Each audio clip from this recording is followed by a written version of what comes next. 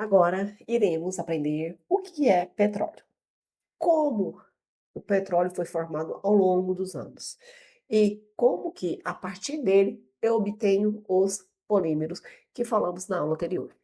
Então, vamos lá. O petróleo, ele é uma mistura bem complexa de vários hidrocarbonetos. Lembrando que hidrocarbonetos, como a própria palavra já fala, hidrocarbonetos, hidrogênio e carbono. Lembra que no início da aula de química orgânica eu falo dos hidrocarbonetos. Então, são compostos que possuem elementos químicos carbono e hidrogênio, tá? Aí eu tenho vários tipos de hidrocarbonetos misturados ali para formar o petróleo. O petróleo, ele possui compostos sulfurados misturados com eles, tá? No meio dos hidrocarbonetos tem compostos com enxofre, que influenciam na classificação da qualidade do petróleo, que é o sweet e o sour, e tem os compostos com nitrogênios e oxigênios, que são os compostos nitrogenados e oxigenados em pequenas frações ali misturado com os hidrocarbonetos. Só que voltando a falar, em maior abundância são hidrocarbonetos. O petróleo é uma formação, é uma mistura complexa de vários hidrocarbonetos. Como que se originou o petróleo? A teoria mais aceita é que ele se originou pela matéria orgânica, né, que são principalmente plânctons, algas e micro-organismos, que se depositou no fundo dos mares e lagos há milhões de anos. Então a gente pode observar que primeiro tem a sedimentação anóxida, que são camadas sem oxigênio que preservam a matéria. Depois, através da alta pressão e temperatura, é formado gradualmente ao longo dos milhões de anos.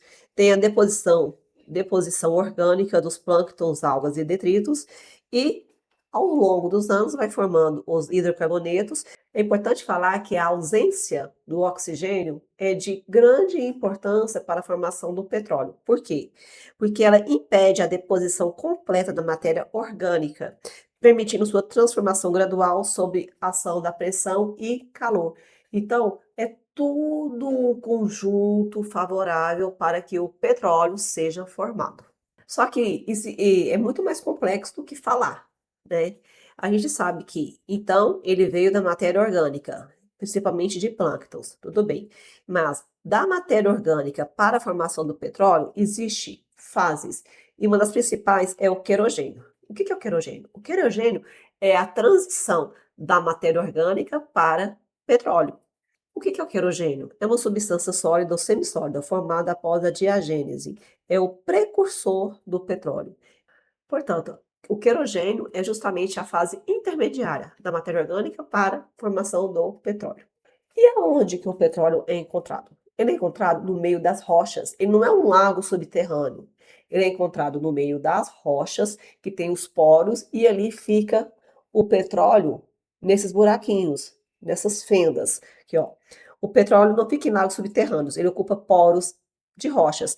Então, existem três tipos de rochas que é possível encontrar o petróleo. A rocha geradora, rica em matéria orgânica, onde o petróleo foi originado. A rocha reservatório, porosa e permeável, onde o petróleo se acumula e migra, e tem a rocha selante. A rocha selante, impermeável, impede a fuga do petróleo para a superfície. Então, é a partir daqui, ó, que é encontrado o petróleo. Ela fica entreada nos poros das rochas. E para extrair esse petróleo, é utilizado polímeros, tá? Aqui eu coloquei, existem os fluidos de perfuração, que são os polímeros que controlam a viscosidade, evita a perda de água para a formação geológica e carregam o cascalho para a superfície, estabilizando as paredes dos poços. Então, é injetado o polímero aqui no meio, que força a extração do petróleo no meio dos poros da rocha. E tem os fluidos de fraturamento. Em poços não convencionais, como o xisto, a goma guar carrega areia para dentro das fissuras da rocha, aumentando a permeabilidade e facilitando a extração. Então, próprios polímeros são utilizados, polímeros extraídos do petróleo são utilizados para extrair o petróleo. Então, acaba que ele colabora para a extração, para poder puxar esse petróleo que está entreado nas rochas. Agora vamos ao grau de API do petróleo. É muito importante que um operador saiba verificar o API, ou pelo menos o que saiba o API para a prova. O petróleo, ele é classificado pela medida do grau de API, que é American Petroleum Institute. Quanto maior o grau de API, mais leve ele é, melhor é o petróleo. E é justamente esse petróleo que é de maior interesse da Petrobras. E ele é mais valorizado no mercado internacional. Olha aqui, ó, petróleo leve, o API maior que 31,1 grau. Mais fácil de refinar, produz derivados nobres como a gasolina e o diesel e maior valor no mercado. Agora, quando o API fica entre 22 e 31, possui características intermediárias e ainda permite produção de derivados importantes. Agora, quando o API é muito baixo, é um petróleo muito pesado, ele é muito viscoso e difícil de refinar. O API pesado ele produz muitos resíduos e possui menor valor no mercado. Lógico, maior custo. Então vamos lá, regra ouro. Grau de API, quanto maior o grau de API, o petróleo é mais leve, ou seja, mais valorizado. Grau de enxofre no petróleo. Como vimos anteriormente, existem quantidades pequenas de enxofre, nitrogênio e oxigênio misturado com os hidrocarbonetos que formam o petróleo. Quando a quantidade de enxofre abaixo de 0,5% é o sweet oil. Por quê? Porque aí é o refino, é mais fácil, gera menos corrosão nos equipamentos e produz derivados com menor emissão de poluentes. É interessante sempre refinar, porque se liberar um petróleo com quantidades altas de enxofre, pode ter corrosão em máquinas e acaba que é um produto de baixa qualidade. Agora, quando o teor de enxofre é acima de 0,5%, é o Sur Oil. Exige processos adicionais de desulfurização do refino, o que eleva os custos da produção. Também apresenta maior risco de corrosão em dutos e equipamentos. Então, fique esperto com uma importante informação. Quando a classificação de Switch ou SOR, combinada com o grau de API, compõe um dos principais critérios de precificação e valorização do petróleo bruto no mercado internacional. Como que é feito a exploração? Como que é feito o estudo anterior à exploração? Primeiro, antes de extrair qualquer barril, gente, eles não vão chegar lá e começar a extrair sem fazer o estudo de área. Então, primeiro é feita uma pesquisa sísmica da região onde foi encontrado o petróleo, é feita a perfuração, depois verifica o poço exploratório, só depois começa a produção e a separação inicial desse petróleo. Existem três tipos de exploração: onshore, offshore e pré-sal. Onshore é a exploração realizada em terra firme. É uma logística bem mais simples quando comparado ao offshore, que é no mar. Então, é uma logística simples e custos operacionais menores. Então, a gente tem um exemplo aqui em Campos do Nordeste brasileiro, e tem uma exploração do tipo onshore. Offshore é a exploração no mar em plataformas fixas ou flutuantes, maior complexibilidade técnica e custo. Subdivide-se em pós-sal e pré-sal. E tem o pré-sal, que é uma camada muito profunda, né? Aqui no Brasil existem reservas enormes do pré-sal. É uma camada de até 7.000 metros de profundidade. O petróleo do pré-sal brasileiro é predominantemente leve e de valor alto. Então, ele é muito visado no mercado. O grande desafio tecnológico para a Petrobras, por quê? Porque a perfuração é muito funda. Então, para conseguir trazer esse petróleo para cima, requer um maquinário mais sofisticado para conseguir ter uma boa produção, uma boa vazão de petróleo ali subindo. Quando o fluido, que é o petróleo, sobe no poço, ele já começa ali, naquele momento, a separação. É uma separação trifásica. Em água, óleo e gás sai tudo junto. Aí a separação é uma das etapas, é a primeira etapa crítica da extração do petróleo.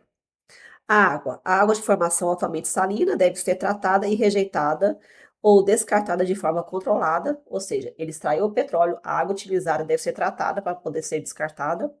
O óleo, a fase líquida de hidrocarbonetos, é o produto principal enviado para o refino e exportação, é justamente o petróleo, né? Que é o óleo retirado ali das rochas. E o gás natural associado pode ser reaproveitado como combustível ou rejeitado no reservatório. Então, quais são os equipamentos chaves da produção? Primeiro, é a árvore de Natal, que é um conjunto de válvulas na cabeça do poço que controla o fluxo de produção. Tem um riser, que é a tubulação que conecta ao fundo do mar plataforma.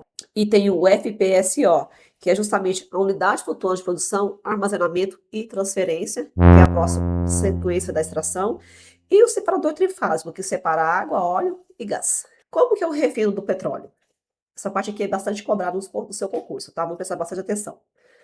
No refino, é o conjunto de processos físicos e químicos que transforma o petróleo bruto em produtos utilizáveis. Primeiro, para começar o refino do petróleo, tem um recebimento, né, onde que o óleo ali está chegando, a partir da extração. Começa a desalinização, aí vem o pré-aquecimento e tem a destilação atmosférica. Daqui já começa a ter a extração de produtos de grande importância, de grande uso, e depois vácuo e conversão também, que é onde que eu começo a obter os óleos, óleo lubrificante. Então, assim, todas essas etapas são etapas cuidadosamente pensadas para que tenha o máximo de aproveitamento daquele petróleo extraído. É muito importante que faça a desalinização do petróleo para evitar com que o maquinário se corroa, tá? A desalinização protege equipamentos e fornos e prepara a carga. As destilações separam as frações e os processos de conversão e tratamento agregam valor ao produto final. Vamos à destilação fracionada. Como a própria palavra já fala, destilação fracionada é que quer dizer que, através da variação de temperatura, eu vou obter em cada parte ali um subproduto do petróleo. Quando fala de fracionado, são partes que vão sendo extraídas. O petróleo não é separado por reação química, mas sim pela diferença de postos de pontos de ebulição dos seus componentes. Então, é importante notar aqui. Na hora que chega na coluna de fracionamento, né, que é a destilação fracionada, lá em cima, com a temperatura mais baixa, é obtido o GLP, que é o gás de cozinha, né, o gás liquefeito do petróleo. Embaixo é obtido a gasolina ou nafta, que tem grande valor comercial, porque quase todos os plásticos é feito a partir do nafta, que ele é um termoplástico. A gente tem o querosene e o diesel, que é obtido ali mais embaixo na coluna de fracionamento, e tem os lubrificantes mais embaixo ainda, e lá no fundo, em altas temperaturas, tem o asfalto. Aqui, para ficar mais fácil de vocês entenderem como que isso funciona. Primeiro, tem aqui o petróleo bruto, ele chega o petróleo bruto, ele é aquecido aqui na fornalha e vai para a destilação fracionada. Aqui embaixo, ó, que é justamente o asfalto que eu acabei de falar para vocês. Assim que vai subindo aqui, a temperatura vai diminuindo. Então, a altas temperaturas, de um modo geral, é obtido depois o óleo lubrificante. Depois, óleo diesel, depois, assim que a temperatura vai diminuindo, de 300 para 200 graus, é obtido querosene. Depois, a 150 graus, é obtida a gasolina. E, por último, a 20 graus, está bem frio em relação ao início de 400 graus, é obtido os gases, geralmente GLP, gás liquefeito do petróleo. Esses fracionamentos é muito importante que vocês saibam. Por isso que eu botei esse slide aqui, para que você tenha esse material aí com você. E embaixo é obtido em altas temperaturas asfalto, óleos lubrificantes e temperaturas mais amenas, temperaturas de 20 graus, já é obtido GLP e logo embaixo, a 150 graus, a gasolina. Então fiquem atentos a essa questão de temperatura ali na coluna de fracionamento, tá? Aqui também falando sobre a extração. A torre de destilação e pressão atmosférica, lá embaixo, aqui, ó. Chega o petróleo cru, tem a fornalha, novamente, 400 graus.